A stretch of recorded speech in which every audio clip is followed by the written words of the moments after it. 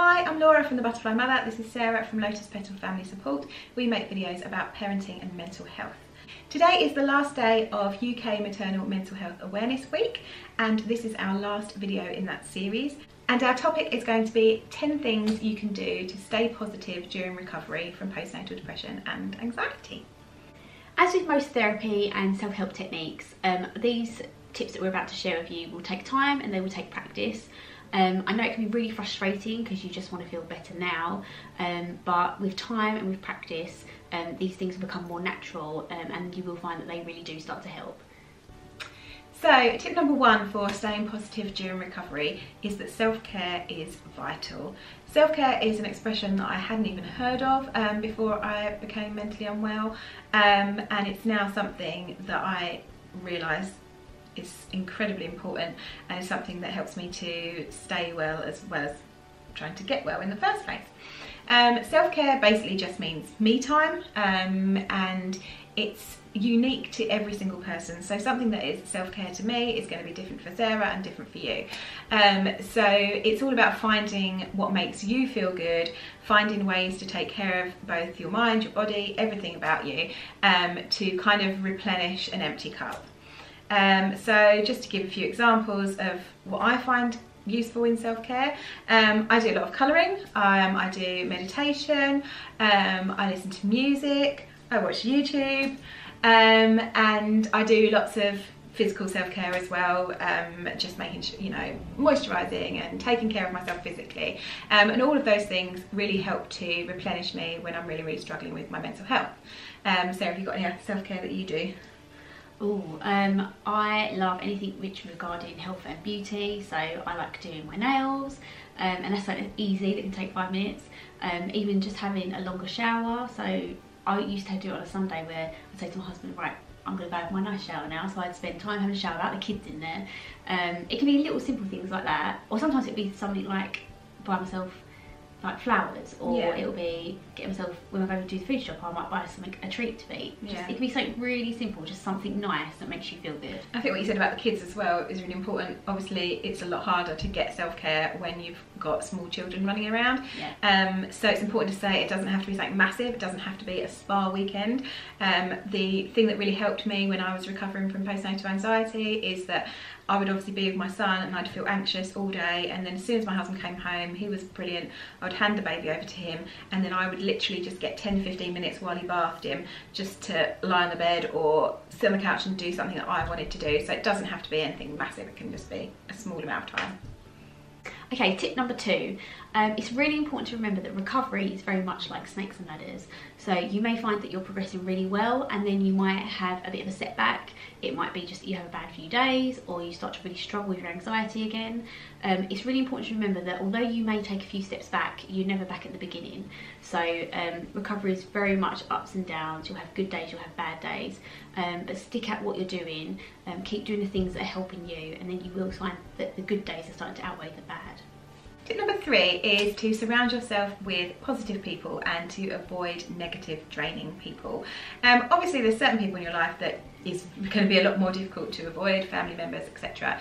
But if you can, where possible, if there is someone in your life who is really negative, they're really draining, they cause a lot of drama in your life and a lot of distress to you, then when you're recovering is really not the time that you're going to want to spend time with them. So if you can either remove them from your life completely, or at least temporarily get some respite from them, that's really going to aid your recovery and help you to feel a lot more positive. Tip number 4, following on from the last one, those positive people that you're surrounding yourself with, use those people for support. So ensure that you're talking to those around you and you're reaching out to those people if you feel like you need help. Those are the people that are going to want to be there for you and want to help support you through this. So tip number 5 is to be kind to yourself. When you're struggling with your mental health, it can be really easy to listen to all the horrible negative thoughts that are going around your head, and you might be feeling guilty or bitter or angry with yourself, and anytime you talk to yourself horribly is just going to make you feel more and more negative, and make recovery even that much more of a struggle. So if you can practice a little bit of self-kindness, and talking to yourself as if you would a friend, that can help to boost your mood and help to progress your recovery. One sort of tip that I use for this is self-kindness journaling. So when you're feeling really rotten, at the end of each day, just write something to yourself in a notebook.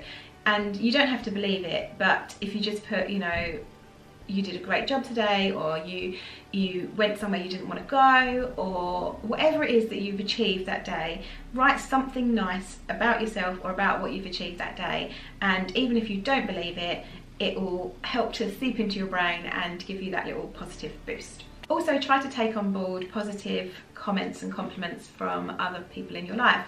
So if loved ones are giving you lots of encouragement and positive words, then make sure you really take notice of those, and even take those down as a note as well, because it can really help you to feel better about yourself. Tip number 6. Positive affirmations. These aren't for everyone, not everyone likes them, but we really enjoy them, and they're something that I found throughout my recovery really helpful to read. They kept me really positive, kept me very hopeful. I felt like I could relate to a lot of them, so these can be really handy to use yourself. You can print them out and you can put them around your house. You can buy them. I think there's certain companies that you can buy printed cards. I've got a few dotted around the house that I can look at. So I've got some in the kitchen, I've got some near our computer, somewhere I wake up in the morning, and I just find them really useful to look at. I share a lot related to maternal mental health over on our Lotus Petal Instagram page. I just find that they're really useful to keep people motivated and something for people to relate to. If you want to find any that you might find useful, you can just search for them on Google or also on Pinterest. So tip number 7 is to practice gratitude.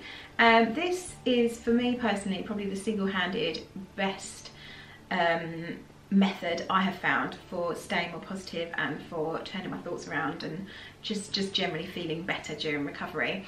So what do we mean by gratitude? So one of the things I do, again, is journaling, and I use like a 3 things method. So every morning I will write down 3 things that I'm grateful for, and I know that when you're really struggling with your mental health, this can feel like a massive challenge to find 3 things, but it doesn't have to be anything massive. It can be something really small. I remember writing something like, I'm grateful to have running water and central heating. That sounds ridiculous now, but when you're really struggling, it's really hard to find anything positive in your life. So whatever small thing you can be grateful for, then note it down. And then the idea is at the end of each day, you note down 3 positive things that have happened that day. And again, these can be really tiny. I would put things down like, my godson smiled when he said hello to me, or I really enjoyed my dinner tonight, or something along those lines. Again, really small, but it really helps, especially if you do that on a daily basis. Sarah, you really found that helpful as well, haven't you? Gratitude. Yeah, we do it a lot in our family anyway now. Yeah. So every day on the school run, to keep us all positive and motivated, we do our thankful things in the car on the way there, and the kids say what they're thankful for and I say what I'm thankful for, and it just makes us feel more positive for the start of our day. So it's taken me a lot of practice. Yeah, like, it does take practice, and you have to, and now I find it a lot. I find it a lot easier now to find things I'm thankful for. Yeah. And we practice it all the time. I've got a notebook by my bed and I write all my thankful. I've actually got one from Paper Chase that you can buy, and it's a thankful journal. And it's already set out for 3 things. So I write in that, and I just found it really helpful to keep my mind positive and keep me focused on all the good things in my life rather than the negative. Because when you're struggling, you feel like there's not a lot of good in your life. And then this just helps you show you that there is. Yeah. Tip number 8. So this one is all about turning your thoughts around. So when you find yourself in that negative thought pattern, it's very easy to continue with that rather than challenge those thoughts and turn it into something positive. So what we mean by that is when you notice a negative thought popping in your head, you want to challenge that, you want to stop yourself, and then you want to turn it into something positive. I think this one does take a lot of practice. A lot, yeah. Yeah, I think it's something that you really have to work at, and we're going to link below an exercise which really helped us. I used it a lot. It's an exercise which you can write down your thoughts, and then over time you'll learn to eventually do it in your head, and you'll be able to do it there on the spot. But turning those thoughts from a negative to a positive can really help, and it can stop you from spiralling into sort of a negative thought pattern. Yeah. But like Sarah says, it is almost like you've got to retrain your brain. So when I was talking to a therapist about this, and I actually visualised sort of 2 fields of corn in my brain, and one was like all downtrodden, and it was just like the familiar route that you would take, and it was a lot easier to take that route, but that would only lead to a negative place, and that would lead to lots of negative thought spirals. Whereas to go down the positive route was obviously a lot more challenge, and you had to knock down a lot more corn, but eventually that would become just as easy and just as well trodden as the negative way. I think it's natural human behaviour to think the worst and to worry and to catastrophise, so it does take a lot of work, but it's incredibly worth it because you can sort of take it into your everyday life outside of recovery as well. So tip number 9 is mindfulness and meditation. Mindfulness is a bit of a buzzword these days, and you've probably heard a lot about it.